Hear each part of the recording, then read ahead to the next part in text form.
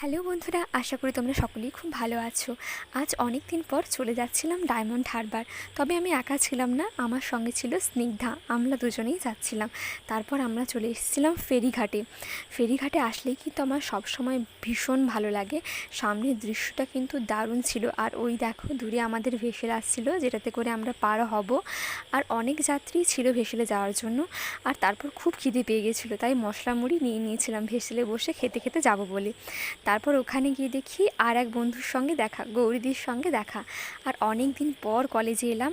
এটা ছিল আমাদের কলেজে ঢোকার মুখের অংশ। আর এখন আমরা চলে এসেছিলাম কলেজ ক্যাম্পাসে। তারপর আমরা সকলে মিলে চলে যাচ্ছিলাম অফিস রুমের দিকে, কারণ রেজিস্ট্রেশন সার্টিফিকেট আনতেই আমরা সকলে এসেছিলাম। তারপর সব কিছু নেওয়ার পর একটু জুতোর দোকানে গেছিলাম কিছু কেনাকাটা করবার জন্য। আর তারপর কেনাকাটা শেষ করে উঠে পড়লাম বাসে। আর দেখো স্নিগ্ধা এর মধ্যেই ঘুমিয়ে পড়েছিল। তারপর চললাম বাড়ির পথে। তো আজকের মতো